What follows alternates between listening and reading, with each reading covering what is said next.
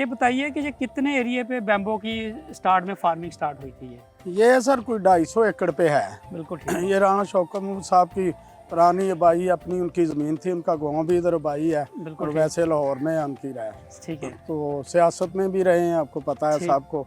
तो ठीक। उन्होंने फिर ना सोचा कि ये बाहर वो भी आपको जाते मुल्कों में जाते थे और ऐसा ही है, कहीं भी। बिल्कुल। उन्होंने कहा कि ये हमारे मुल्क में कोई ऐसी चीज़ नहीं है। हम्म, तो आज से कोई 2004 की बात है, ठीक। 3-4 की। उन्होंने फिर ना ये उनका विजन था कि ये एक बम्बू का जंगल बनाया जाए, लोगों को भी, बच्चों के लिए। हमारे मुल्क में नहीं है ऐसी, तो एक एंटरटेनमेंट बच्चों को भी पार्क में डेवलप पार्क में डेवलप कर तो दें। ये पार्क में कब शिफ्ट किया फिर इसको? ये कोई 2007-8 में फिर किया इसमें। 300-400 लोगों का वजह है रोज़गार जो है ना, ये एक पूरा जो है ना डेस्टिनेशन बनी है यहाँ पे और पूरे इलाके की तरक्की है। कितना टूरिस्ट ऑलमोस्ट आपके पास आता है जुमे वाले दिन? अब जुमे को ये तकरीबन जो 15-20 स्कूल बच्चे आते हैं तकरीबन, उसमें 100+ या इस तरह बच्चे हैं। तो बच्चों को भी हम फर्दर डिस्काउंट देते हैं। नाइट स्टे के कमरे बने हुए, तो कितने रूम्स है यहाँ पे जो है?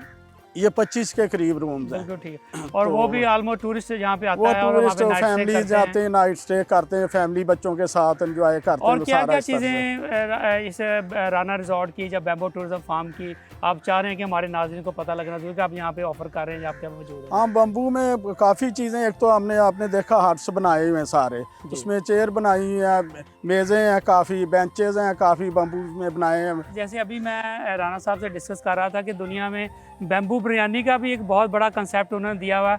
को ये जो ग्रीन कलर का बैम्बू होता है उसको काट के ना इसके अंदर वो बिरयानी भरते हैं, इसमें चावल भरते हैं, इसके अंदर फिर वो गोश्त डालते हैं, उसको फिर वो बारबेक्यू की तरह पकाते हैं।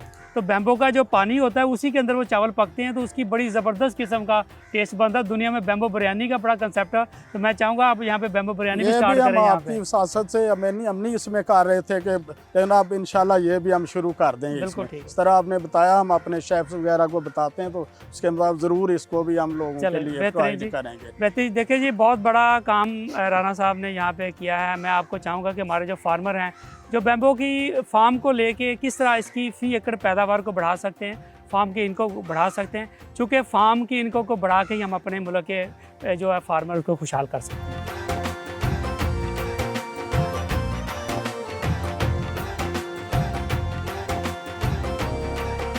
यहाँ पे हम एक ऐसे फार्मर को आपको मिला रहे हैं जो अपने फार्म की ना सिर्फ खुद बैम्बो की जो प्रोसेस करते हैं, बल्कि इसके साथ अपने इर्द गिर्द के बाकी फार्मर को भी ये फैसिलिटेट करते हैं कि अगर कोई फार्मर प्रोसेस करना चाहे तो इनकी इस प्रोसेसिंग यूनिट को जो है ना इस्तेमाल कर सकता है। तो आइए इनसे बात करते हैं, ज़मान कसूरी साहब से। ज़मान साहब, थैंक यू वेरी मच जी, बहुत शुक्रिया आपका। तो ये बताइए कि जो खुद प्रोसेस करने का जो ये ख्याल कैसे फिर आपके जहन में? जी सर, जो हमारे बड़े थे वाला साहब, वो पहले ज़िम्मेदार थे। तो ज़िम्मेदार में कोई ज़्यादा इतनी अच्छी रकम नहीं मिलती थी।